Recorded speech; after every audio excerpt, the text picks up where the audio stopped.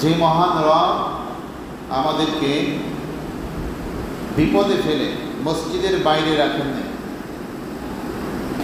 যিনি দয়া করে তার মহান হুকুম জুমার নামাজ আদায় করার জন্য আমাদেরকে মসজিদে আসার সুযোগ করে দিলেন, বসার সুযোগ করে দিলেন, তার প্রিয় হাবিবের শানে দুরুদ ও সালাম করার সুযোগ করে দিলেন, সেই রবের নামের জিকির করার সুযোগ করে দিলেন, সেই রবের দরবারে আমাদেরকে শুকর আদায় করা উচিত নয়?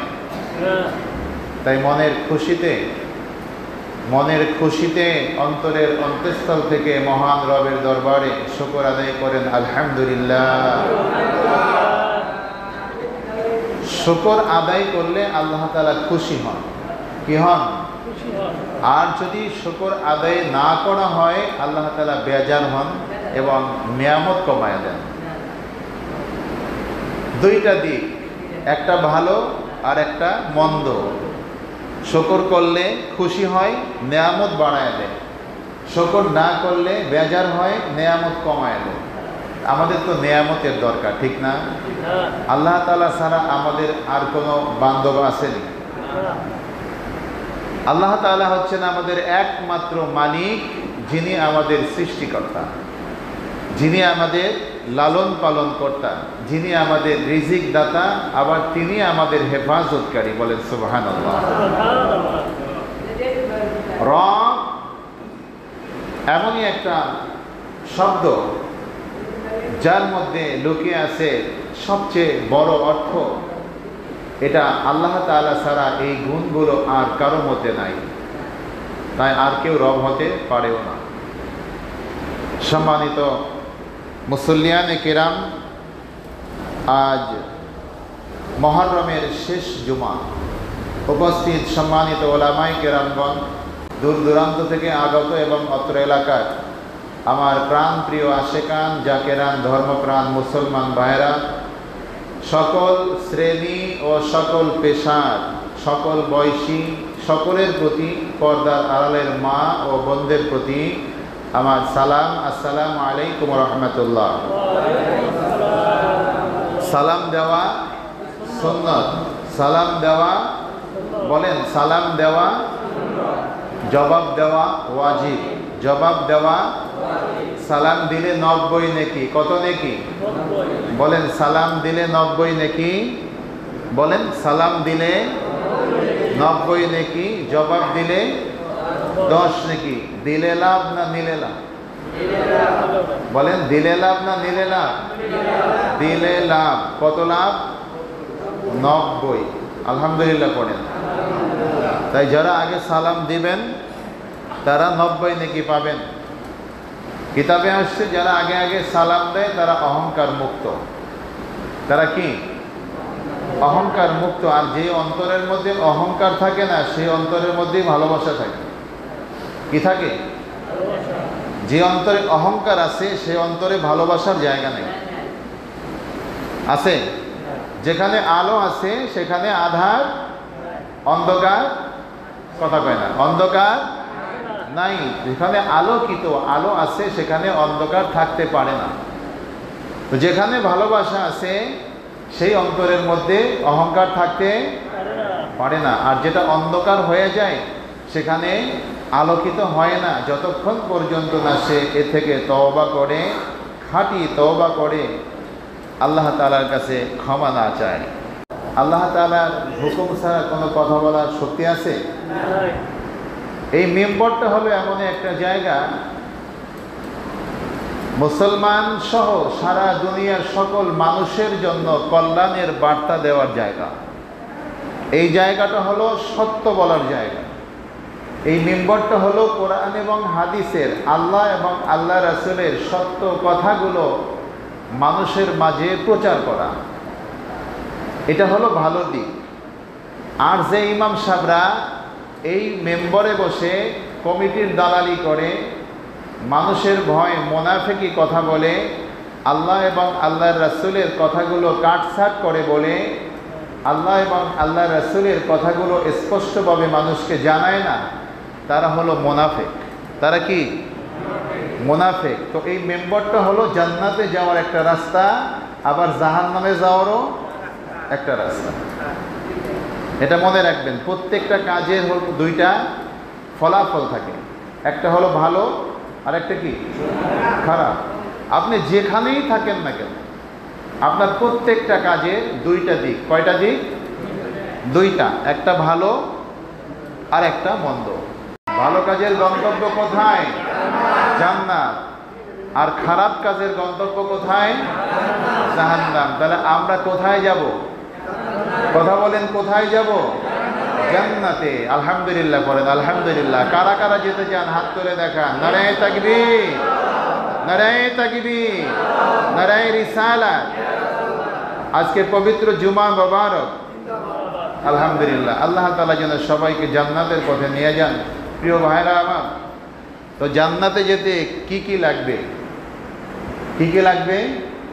দুইটা জিনিস লাগবে। কয়টা? কথা বলেন, কয়টা? একটা হলো কুরআনুল কারীম। একটা কি বলেন না, সবাই বলেন না, কুরআনুল কারীম। এই আমার হাতে এইটা কি? কুরআনুল কারীম, এই একটা। আর দ্বিতীয়টা হলো দয়াল নবীজির আহলে বাইতের অনুসরণ, অনুকরণ। তারা যেভাবে আমাদেরকে কোরআন শিখিয়েছেন, যেভাবে তারা এই কোরআন মেনে চলেছেন, সেভাবে আমাকে মানতে হবে। এই দুইটা কাজ যদি আমরা করতে পারি, তাহলে আমাদের গন্তব্য হবে কোথায়? জান্নাতে, চিরস্থায়ী জান্নাত। সেখানে শান্তির কোনো অভাব নাই। সুবহানাল্লাহ বলেন। শান্তির কোনো অভাব নাই। সেখানে গোসল করতে হবে না, এই এসি বা ফ্যান লাগবে না, মানে গরম নাই, এসি দিয়ে কি করবেন? আবার এমন ঠান্ডাও পড়বে না যে কম্বল লাগবে। নাতিশীতোষ্ণ একটা জায়গা। সেখানে আমাদের শরীরের ঘাম হবে মেশক অম্বরের চেয়েও বেশি সুগন্ধিযুক্ত। সুবহানাল্লাহ বলেন। কোনো গন্ধ থাকবে না। যত খাবেন না কেন, কোনো টয়লেট নাই, ওয়াশরুম নাই, গোসলখানা নাই, তারপরে প্রসাবখানা নাই, কিছুই নাই। তাহলে কোথায় যাবেন?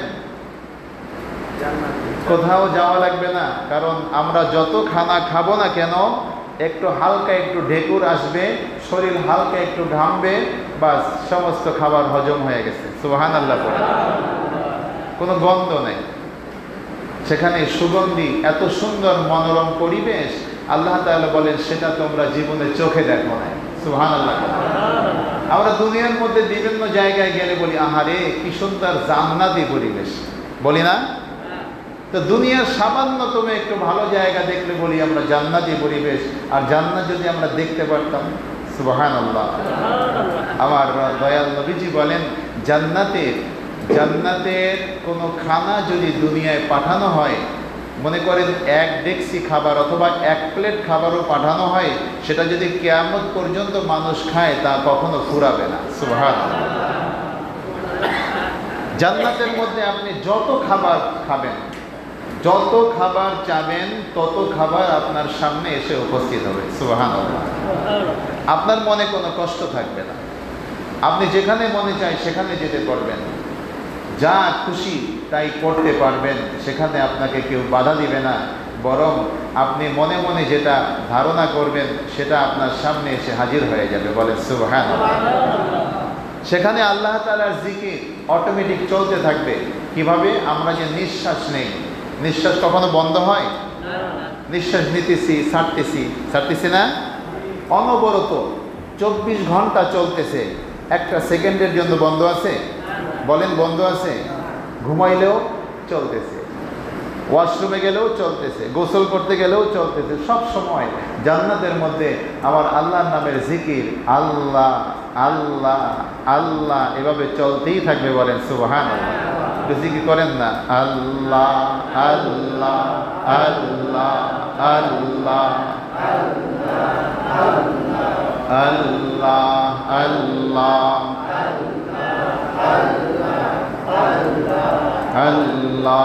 আল্লাহ আল্লাহ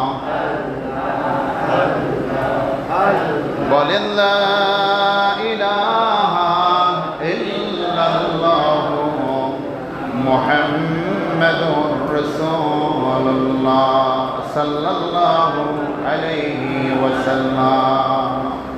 আল্লাহ ছাড়া আর কোনো ইলাহা, কোনো সৃষ্টিকর্তা, তার কোনো শরীক, আল্লাহর সমকক্ষ আর কেউ নাই, ছিল না, বর্তমানে নাই, ভবিষ্যতেও হবে না। লা শারীকা লাক, আল্লাহ তাআলা একমাত্র যিনি, তার সমকক্ষ আর কেউ নাই। আমার প্রিয় ভাইরা, আজকে যে কথা বলতে চেয়েছি মূলত সেটা হলো মা বাবার হক। মা বাবার হক, এই আলোচনা তো জুমার দিন আসলে অল্প সময় করা যায় না, 10-20 মিনিটের কাজ না, অন্তত 4-5 ঘন্টার সময় দিলে হয়তো কিছুটা আপনাদেরকে বলা যায়। তারপরেও সংক্ষিপ্তভাবে আমি আপনাদের মাঝে কিছু কথা বলতে চাই। আমার রব্বুল আলামিন যদি আমাকে দয়া করেন একবার দুরূদ শরীফ পড়ে নেন, আল্লাহুম্মা সাল্লি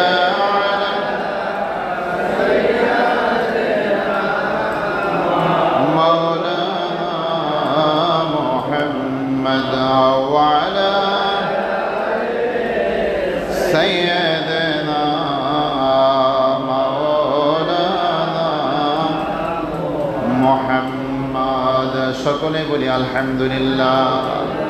আল্লাহ রাব্বুল আলামিন সূরা বনী ইসরাঈলের মধ্যে, কোন সূরার মধ্যে? কথা বলেন, সবাই জবাব দিয়ে বলেন কোন সূরা? সূরা বনী ইসরাঈলের মধ্যে আল্লাহ তাআলা বলতেছেন, বিসমিল্লাহির রহমানির রহিম, ওয়া ক্বাদা রাব্বুকা আল্লা তা'বুদু ইল্লা ইয়্যাহু ওয়া বিল ওয়ালিদাইনি ইহসানা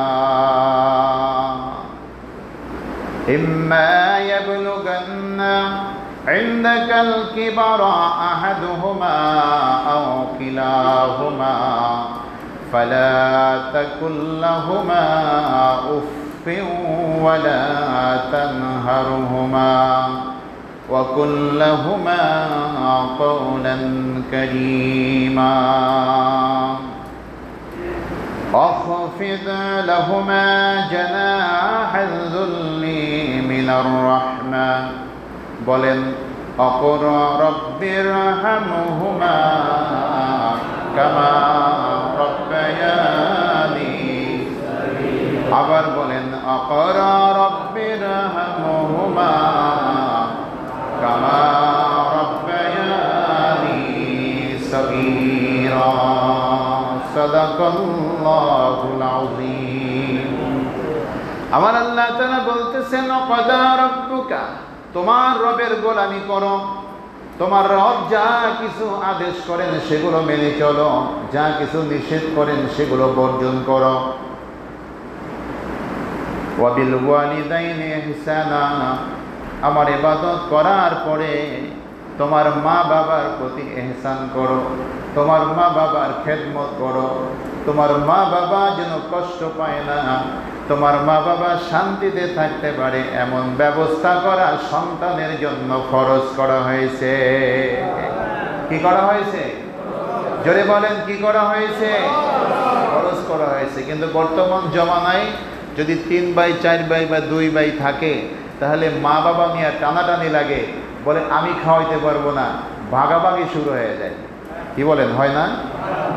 আচ্ছা, মায়ের পেটে যখন আমরা এসেছি তখন কি মা ভাগ করে দিছিল কারো কাছে যে আমার পেটে আমি একজন রাখছি আর কেউ থাকতে পারবে না? হ্যাঁ, মনে রাখবেন, মা বাবার খেদমত করতে পারা, মা বাবার সাহায্য করতে পারা, মা বাবাকে খুশি রাখতে পারা, এটা হলো আল্লাহ তাআলার ইবাদত। বলেন সুবহানাল্লাহ। এটা কি? আল্লাহ তাআলা। জোরে বলেন, আল্লাহ তাআলা। এটা মা বাবার প্রতি কোনো দয়া বা কর্তব্য নয়, এটা হচ্ছে সরাসরি মহান রবের হুকুম। এখানে তোমার নাফতালি করার কিছু নাই যে আমি 5 দিন খাওয়াবো, ছোট ভাই 5 দিন, মাইজা ভাই 5 দিন, এই 5 দিনের কাম বাজে নাই। এখানে হলো পুরাটা জীবন তোমাকে তার খেদমত করতে হবে। কেমন খেদমত? উফিউ ওয়ালা তানহারহুমা, তোমার মা বাবা তোমার আচরণে কষ্ট পেয়ে উফ, আমরা বলি না একটু ব্যথা পাইলে কাটা পড়লে, সবচেয়ে কষ্টের ছোট ভাষা, সবচেয়ে কষ্টের ছোট ভাষা হচ্ছে উফ, বলি না আমরা? এটা আল্লাহ তাআলা এই কোরআনুল কারিমে দিয়ে দিয়েছেন। হযরতে আলী কাররামাল্লাহু ওয়াজহাহু তিনি বলেছেন, এর চেয়ে যদি ছোট কোনো কষ্টের ভাষা থাকতো তাহলে আল্লাহ তাআলা সেটা এখানে উল্লেখ করতেন। সুবহানাল্লাহ। উফিউ ওয়ালা তানহারহুমা আকুল লাহুমা কাওলান কারীমা। তোমার আচরণে, তোমার ব্যবহারে, তোমার কথায়, তোমার কাজে যেন তোমার মা বাবা কষ্ট না পায়। তোমার কথায় বা আচরণে যদি কষ্ট পেয়ে উফ শব্দ বলে, আমি আল্লাহ তোমাকে ছাড়ব না। আল্লাহ বলেন উফ, এতটুকু আওয়াজ যেন তার মুখ থেকে বের না হয়। বর্তমান সময়ে অধিকাংশ, সবাই না, অনেকেই মা বাবাকে প্রাণের মতো ভালোবাসে, বাসে না? আছে না? নিজে মা বাবাকে না খাওয়াই অনেক সন্তান আছে এখনো খায় না। শ্বশুর শাশুড়িকে খাবার না দিয়ে অনেক ছেলের বউ আছে এখনো খায় না, আছে না? আবার কিছু আছে যে মা বাবাকে তারা ঘরে রাখতে চায় না, এরকমেরও শয়তান আছে না? সন্তান না, এরা হলো শয়তান, মানুষ শয়তান, যারা আল্লাহর হুকুম মানতে চায় না। নিজেরা ভালো ঘরে থাকে, মা বাবাকে কুঁড়ে ঘরে থাকতে দেয়। নিজেরা ভালো খাবার খায় আর খাবারের পরে যা থাকে তাই মা বাবাকে খেতে দেয়। মা বাবা ওষুধ কিনতে টাকা চাইলে বলে টাকা নাই। শ্বশুর বাড়ি বড় বড় মোচা নিয়ে যায়, এই আমের সিজনে আম, কাঁঠালের সিজনে কাঁঠাল, ফলের সিজনে ফল, মিষ্টি নিয়ে হাজির হয়, কিন্তু মা বাবাকে কখনো ফল কেটে সামনে দেয় না। যেই মা বাবা তোমাকে ছোটবেলায় গরিব ছিল, অধিকাংশ মানুষই তো গরিব ছিল, ছিল না? বড়লোক কয়জন ছিল? ছোটবেলায় নিজে না খাইয়া একটা আপেল, একটা কমলা, একটা আম, অল্প কয়েকটা 100 গ্রাম 50 গ্রাম আঙ্গুর ফল কিনে এনে সন্তানের মুখে উঠাইয়া খাওয়াইতো, খাওয়ায় নাই?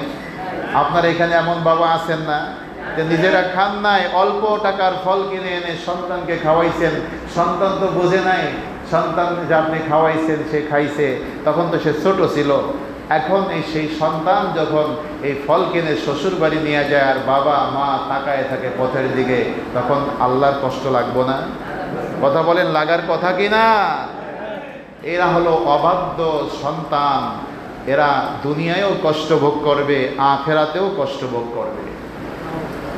প্রিয় ভাইরা আমার, তাই আল্লাহ তাআলা বলেছেন, আমার ইবাদতের পরে তোমার মা বাবার প্রতি খেয়াল রাখো, মা বাবার খেদমত করো, মা বাবার কথা মতো চলো।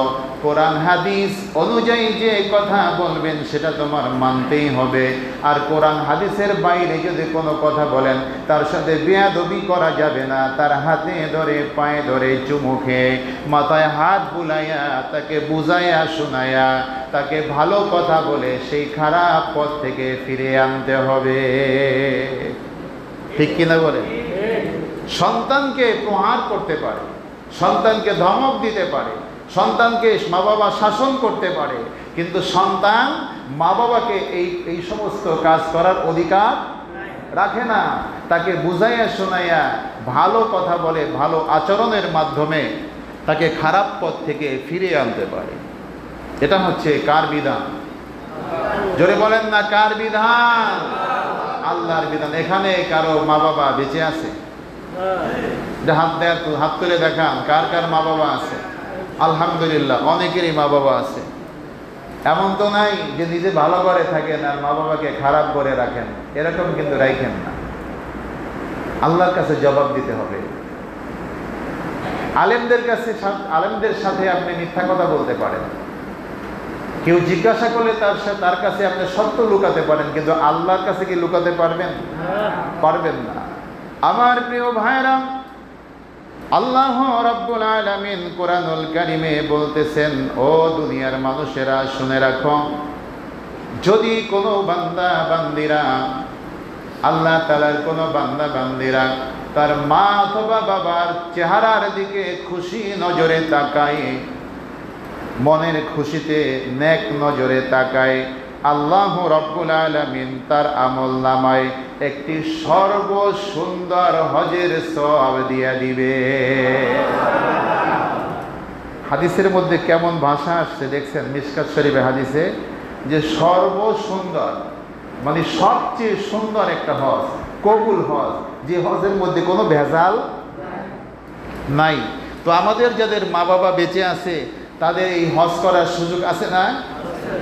হজ করার অনেকের হজ ফরজ হয় না বা টাকা নাই, এমনি যেতে পারেন নাই, কিন্তু আপনার বাড়িতে মা বাবা বেঁচে আছে। সাহাবাই কেরাম আরজ করলেন, ইয়া রাসূলুল্লাহ, ইয়া হাবিবাল্লাহ, আমরা যদি আমার মা বাবার দিকে দৈনিক 100 বার নেক নজরে তাকাই তাহলে কি হবে? আমার দয়াল নবীজি বলতেছেন, তুমি যদি 100 বার তাকাও তোমার আমল নামায় আল্লাহ তাআলা 100 হজের সওয়াব দিয়ে দিবে। কারণ আল্লাহ তাআলা হচ্ছেন মহান এবং পবিত্র, তিনি দিতেই পারেন, তার কাছে কোনো অভাব আছে না। আল্লাহর কাছে কোনো কিছু দেওয়ার অভাব আছে? সব কিছু আনলিমিটেড, যা কখনো ফুরায় না, সব অগণিত অসংখ্য নিয়ামত আল্লাহ তাআলার কাছে গচ্ছিত আছে। বলেন সুবহানাল্লাহ। আল্লাহুম্মা সাল্লি আলা মাওলানা মুহাম্মাদ ওয়া আলা সাইয়্যিদিনা।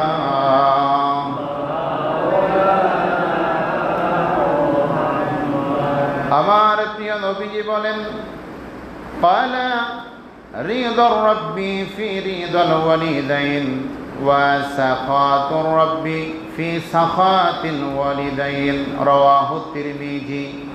আমার দয়াল নবী, প্রিয় নবী মুহাম্মদুর রাসূলুল্লাহ বলেন সাল্লাল্লাহু আলাইহি ওয়াসাল্লাম বলেন, পিতা মাতার সন্তুষ্টিতে আমার আল্লাহ তাআলা তোমার উপরে সন্তুষ্ট হয়ে যাবেন। আর পিতা মাতা যদি অসন্তুষ্ট হয়ে যায় তাহলে তোমার উপরে আল্লাহ তাআলাও অসন্তুষ্ট হয়ে যাবেন। আমার দয়াল নবী আরো এক হাদিসে বলেন, তোমার মা বাবা হলো তোমার জান্নাত আর মা বাবা হলো জাহান্নাম। এখন তুমি চাইলে জান্নাত নিতে পারো আর চাইলে জাহান্নামের অধিবাসী হতে পারো। মানে তোমার মা বাবাকে যদি তুমি খুশি করতে পারো আল্লাহ তাআলা তোমার উপরে খুশি হয়ে যাবেন।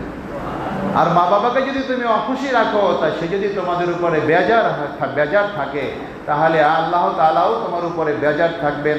আর আল্লাহ তাআলা যদি বেজার থাকে তার বাঁচার কোনো উপায় আসেনি? কথা বলেন, আছে? নাই। আর অনেকগুলো হাদিস আছে। আরেকটা হাদিস বলি, এই হাদিসটা হলো বাইহাকি শরীফের হাদিস। আমার দয়াল নবীজি বলতেছেন, কোনো সন্তানের মা বাবা যদি গুনাহ সহকারে, আছে না অনেকেই আল্লাহর হুকুম ঠিক মতো মানে না, গুনাহ অবস্থায় দুনিয়া থেকে বিদায় নেয়, কবর জগতে চলে যায়, তো সন্তানের দায়িত্ব হলো তার প্রতিদিন তার আব্বা আম্মার জন্য আল্লাহ তাআলার কাছে ক্ষমা ভিক্ষা চাওয়া। সুবহানাল্লাহ। এত সুন্দর আদর্শ আমার রাসূল আমাদেরকে শিখিয়ে গেছেন। সুবহানাল্লাহ। যে আপনার মা বাবা যদি কবরে যায়, আমরা তো জানি না কার মা বাবা জান্নাতে যাবে আর কার মা বাবা জাহান্নামে যাবে, কারো বলার আছে? সুযোগ আছে? কিন্তু আমরা আশা রাখি আমাদের মা বাবা জান্নাতি হবে, এমন আশা রাখি। মা বাবা যদি কবরে চলে যায় তাদের জন্য প্রতিদিন মাগফিরাতের দোয়া করতে হবে যে আল্লাহ আমাদের মা বাবার জীবনের গুনাহগুলো আপনি ক্ষমা করে দেন। সুবহানাল্লাহ। বাইহাকি শরীফের হাদিসে আসছে হাদিসটি। আমার প্রিয় ভাইরা, রাসূল পাক সাল্লাল্লাহু আলাইহি ওয়াসাল্লাম অন্য একটি হাদিসে বলেন, নেককার সন্তান যারা নেককার সন্তান তারা যেন প্রতি জুমার দিন তার মা বাবার কবর জিয়ারত করে। কোন দিন? শুক্রবার। জুমার দিন যেন তার মা অথবা বাবা আর মা বাবা যদি কবরে চলে যায়, দুইজনেরই কবর জিয়ারত করে। কবর জিয়ারত করা হলো সুন্নতে রাসূল সাল্লাল্লাহু আলাইহি ওয়াসাল্লাম। কবরস্থানে গিয়ে আগে সালাম দিবেন, আসসালামু আলাইকুম ইয়া আহলাল কুবুর। এরপরে আপনি তওবা পড়বেন, আলহামদু সূরা পড়বেন 3 বার, তারপর 10 বার সূরা ইখলাস, কুল হুয়াল্লাহ সূরা পড়বেন, কমপক্ষে 11 বার দুরূদ শরীফ পড়বেন। তারপরে আপনি দোয়া করবেন যে আল্লাহ আমি যা কিছু পড়লাম এর ভুল ত্রুটি ক্ষমা করে দাও। ইহাতে যে সওয়াব হয়েছে সমস্ত সওয়াব দয়াল নবীজির রওজা মুবারকে পৌঁছায় দাও, নবীজির আহলে বাইতের রুহে সওয়াব পৌঁছায় দাও, সাহাবায়ে কেরামদের রুহে সওয়াব পৌঁছায় দাও, এবং আমার যে আব্বা আম্মা এখানে শুয়ে আছে আমার আব্বা আম্মার রুহে সওয়াব পৌঁছায় দাও।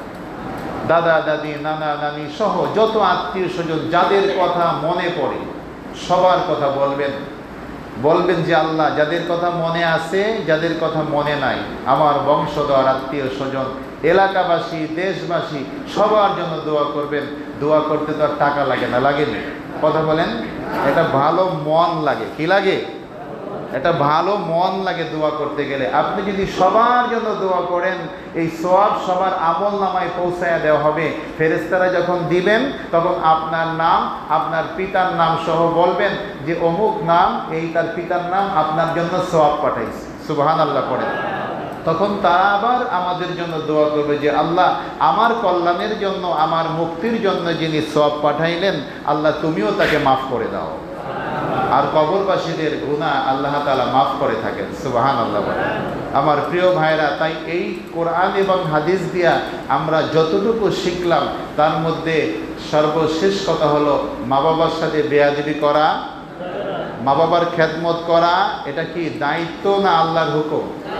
এটা দায়িত্ব না, এটা আল্লাহর ইবাদত। এটা কি? আল্লাহর ইবাদত। ইবাদত মনে করে করবেন।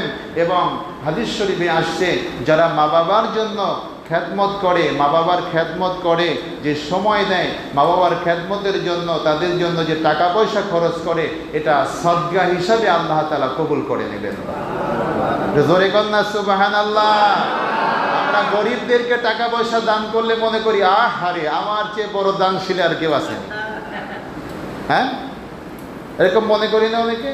না, আপনি সবচেয়ে বড় দানশীল হবেন তখন যখন আপনার মা বাবা, আপনার স্ত্রী, আপনার সন্তান, আপনার ভাই বোন, আপনার আপনজনদেরকে আপনি বেশি দান করবেন।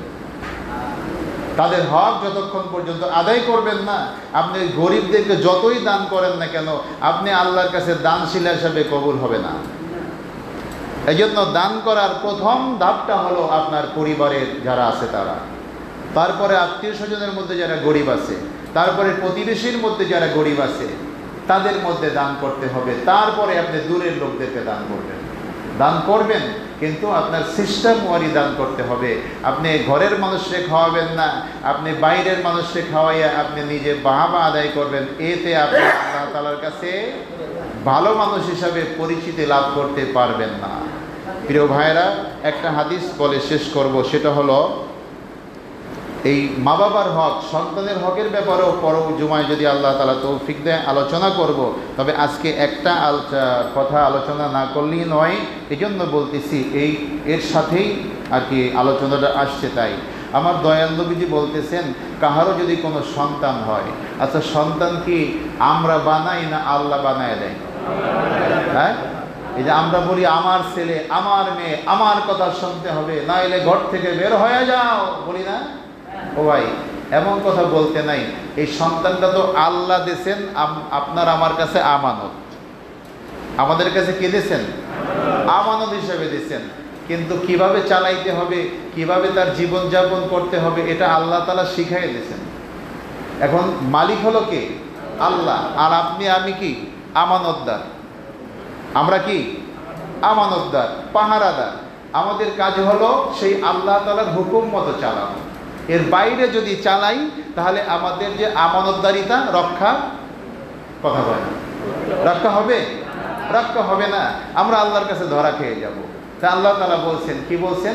আমার রাসূলের মাধ্যমে বলতেছেন, দয়াল নবীজি বলেন, সন্তান যখন দুনিয়াতে আসে তার জন্য একটা উত্তম নাম রাখো। ওই লালটু, বল্টু, নান্টু, পল্টু, এই বল্টু মার্কা নাম রেখো না। যেগুলো শুনলেও মেজাজ খারাপ হয়, এগুলো কোনো নামের মধ্যে পড়ে না, সওয়াব তো হয় না। সুন্দর একটা নাম রাখো। এই সুন্দর একটা নাম রাখা তারপরে তার জন্য একটা আকিকা দাও। ছেলে হলে 2টা আর মেয়ে হলে 1টা। আকিকার ব্যবস্থা করো যদি তোমার সাধ্যে কুলায়, অথবা যখন সময় হয় তখন দিয়ে দাও। এরপরে কি করো? তাকে তুমি ভদ্রতা শিখাও, শিষ্টাচার শিখাও। যখন 7 বছর বয়স হয়, সর্বোচ্চ 7 বছর বয়সের সময় তাকে নামাজের ট্রেনিং দাও। 10 বছর হইলে যদি নামাজ না পড়ে তাকে প্রহার করতে পারো, তাকে শাসন করতে পারো, এবং তাকে তোমার বিছানা থেকে আলাদা করে আলাদা বিছানায় ঘুম পাড়াও। এটা কার হুকুম? জোরে কন্যা, কার হুকুম? আল্লাহর হুকুম। এখন এই 7 বছরের সময় তাকে নামাজের ট্রেনিং দিতে হবে। বর্তমান সময় দেখা যায়, সবার কথা বলছি না, আপনারা ভালো মানুষ বিদায় নামাজে আসছেন, আলহামদুলিল্লাহ পড়েন, আল্লাহ আপনাদেরকে কবুল করছেন, বিদায় আসছেন। আর আপনারা যখন মসজিদে ঢুকছেন, আমরা যখন মসজিদে ঢুকছি, আমাদের আমলনামায় যে গুনাহগুলো আছে এগুলো ফেরেশতারা বাইরে নিয়ে দাঁড়ায় আছে, সুবহানাল্লাহ। এই ভিতরে আমরা যারা আছি মসজিদের মধ্যে, আমাদের ঘাড়ের মধ্যে কিন্তু এখন আমলনামায় গুনাহ নাই, আলহামদুলিল্লাহ কোন আলহামদুলিল্লাহ। এই গুনাহগুলো নিয়ে ফেরেশতারা বাইরে দাঁড়ায় আছে। যদি এই গুনাহ মাফ করাইতে পারেন তাহলে গুনাহ মুক্ত অবস্থায় আমরা বাসায় যাব। আর যদি আজকে গুনাহ মাফ করাইতে না পারেন তাহলে আবার ওই গুনাহগুলো ঘাড়ে উঠাই দেবে, বাড়ি নিয়ে যেতে হবে।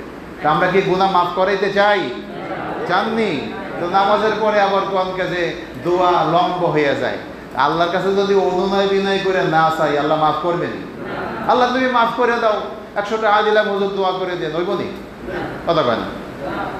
কান্দা কাইটে তো চোখের পানি ফালাইয়া মন থেকে দোয়া করতে হবে, তাহলে না আল্লাহ মাফ করবে। এটা কি টাকা দিয়ে কিনতে পাওয়া যায়? এটা হলো অন্তরের বিষয়, তাই না? এটা অনুনয় বিনয় সহকারে অন্তর থেকে আল্লাহর কাছে দোয়া চাইতে হবে। ভাই, কবরে গেলে তো বহুত সময় পাইবেন ব্যবসা করার, বাণিজ্য করার, কাজ করার। মসজিদে কিছু সময় দেরি হয়ে গেলে আমরা অস্থির হয়ে যাই, যাই না? কথা কয় না। তা আপনারা কি চান যে আমলনামা নিয়ে শুক্রবার জুমার দিন গুনাহমুক্ত অবস্থায় ঢুকলাম, গুনাহ বাইরে রাইখা সেইগুলো আবার মসজিদ থেকে বের হয়ে বাসায় নিয়ে যাব? হ্যাঁ, চান নাকি? তাহলে আমরা গুনাহ মাফ করে তারপরে যাব, রাজি আছেন তো? ইনশাআল্লাহ। প্রিয় ভাইরা আমার, এরপরে সন্তান যখন 10 বছর হয়ে যায়, নামাজ না পড়লে তাকে প্রহার করো, আল্লাহর হুকুম না মানলে তাকে প্রহার করো, তাকে বুঝাও, তাকে শোনাও, পায়ে ধরে হলেও তাকে নামাজ শেখাও, আল্লাহ তাআলাকে চিনাও যে আমাদের সৃষ্টিকর্তা আছেন। দয়াল নবীজিকে চিনাও, তিনি আমাদের নবী, তার কথা মতো আমাদের চলতে হবে, তার আদর্শ আমাদের মানতে হবে। যখন তারা সন্তানেরা সাবালিকা হয়ে যায়, বিবাহের বয়সে উন্নীত হয়ে যায়, তখন তাদের বিবাহের ব্যবস্থা করো। আবার রাসূল বলেন 3টে কাজ তাড়াতাড়ি করো। একটা হলো নামাজের সময় হলেই নামাজ আদায় করো। ছেলে মেয়ে যদি বিবাহের বয়সের উপযুক্ত হয় তাড়াতাড়ি বিবাহের ব্যবস্থা করো।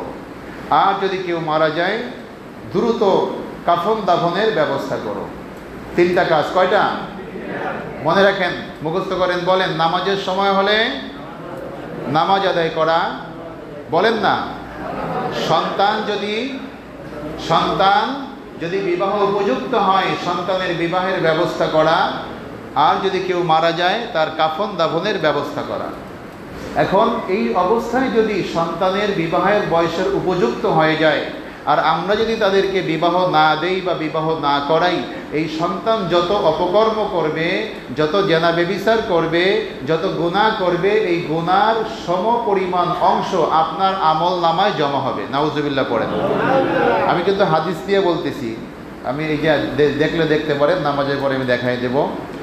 বাইহাকি শরীফের হাদিস। নাম কি? বাইহাকি। তো এই সন্তান যদি বয়সন্ধিকাল পর্যন্ত আমরা যদি এই পর্যন্ত পৌঁছাইলে বিবাহের ব্যবস্থা না করা হয়, সে যদি জেনা ব্যভিচারে লিপ্ত হয়ে যায়, প্রেম সংক্রান্তে আটকে যায়, এখন তো মানে ওপেন হয়ে গেছে অবৈধ প্রেম ভালোবাসা। এটা এখন মানুষের লজ্জা শরম কমে গেছে। তো যার লজ্জা শরম নাই, তার মধ্যে ঈমান নাই, তারা যা খুশি তাই করতে পারে। এখন এই অবস্থা হয়ে গেছে, আমরা এই বিপদের মধ্যে পড়ে গেছি। তবে যদি এইগুলো আল্লাহ রাসূলের কথাগুলো যদি আমরা ব্যক্তিগত বা জীবনে মেনে চলতে পারি, এই সমস্যার সমাধান হয়ে যাবে ইনশাআল্লাহ। তো এখন দেখেন, এই সন্তানের 2টা দিক। কয়টা দিক? আল্লাহ রাসূলের হুকুম মতো যদি সন্তানকে আমরা লালন পালন করে বিবাহের ব্যবস্থা করে দেই, রিজিকের মালিককে আল্লাহ কইছে যে বিবাহের উপযুক্ত হয়েছে, বিবাহ করবা খাওয়াবা কি? আল্লাহ এই কথা কইছে। রিজিক দেয় কে? ওয়া মিন দাব্বাতিন ফিল আরদি ইল্লা আলাল্লাহি রিজকুহা। আল্লাহ বলেন, আমি এমন কোন প্রাণী নাই, মানুষ তো অনেক ঊর্ধ্বের কথা, আশরাফুল মাখলুকাত, এমন কোন প্রাণী নাই যেই প্রাণী দুনিয়াতে পাঠানোর আগে আমি রিজিক পাঠায়া দেই নাই। সুবহানাল্লাহ কোন সুবহানাল্লাহ। তাহলে রিজিকের এত চিন্তা কে? আপনার রিজিক দিব কে? বরঞ্চ বিবাহ করাইলে বা বিবাহ দিলে তাদের রিজিকে আরো বরকত বেশি হবে। জেনা ব্যভিচার করলে বরকত কমে যায়, আর জেনা ব্যভিচার না হলে বিবাহ করাইলে তাদের মধ্যে আল্লাহ তাআলা বরকত নাজিল করেন। ঠিক কিনা বলেন? এর বিস্তারিত আলোচনা করার সময় নাই, আমি শুধু হাদিস বলে দিলাম। মানলে আমাদের লাভ, না মানলে আমাদের ক্ষতি। ওষুধ খাইলে রোগ ভালো হবে, না খাইলে অসুস্থ থেকে যাবেন। এতে যে খাবেন না, যে পালন করবেন না, তার ক্ষতি হবে। ঠিক না বেঠি? তাহলে আমরা কি এটা মেনে চলতে রাজি আছি? কারা কারা রাজি আছি? নারায়ে তাকবীর, নারায়ে তাকবীর, নারায়ে রিসালাত। আল্লাহ তাআলা যেন সবাইকে কবুল করেন, বলেন আমিন। আমার প্রিয় ভাইরা, আজকে কয় তারিখ? 25 তারিখ। 25, শুক্রবার তো 25 তারিখ। আগামী আগস্ট মাসের 5 তারিখে আমাদের মসজিদের যে প্রধান খতিব, আমার ওস্তাদ হযরত মাওলানা মুফতি আব্দুল লতিফ ফারুকী সাহেব সহ 18 জন আমরা এখান থেকে ওমরা হজে যাব। আমি আমার নূর হাজ কাফেলা, আমি মুআল্লিম। আপনাদের কাছে দোয়া চাই, দোয়া করবেন আল্লাহ তাআলা যেন আমাদেরকে সফলভাবে ওমরা হজ করার তৌফিক দান করেন, বলেন আমিন। দয়াল নবীজির রওজা মোবারকে জিয়ারতে যাব, আল্লাহ তাআলা যেন কবুল করে, বলেন আমিন। সবার দোয়া চাই আল্লাহ তাআলা, যারা যেতে চান, মনে চায়, আল্লাহ তাআলা যেন সবাইকে মক্কা মদিনায় যাওয়ার সুযোগ করে দেন, বলেন আমিন। ওমা তৌফিক ইল্লা বিল্লাহ, আলাইহি তাওয়াক্কালতু ওয়া ইলাইহি উনীব। আসসালামু আলাইকুম ওয়া রাহমাতুল্লাহ।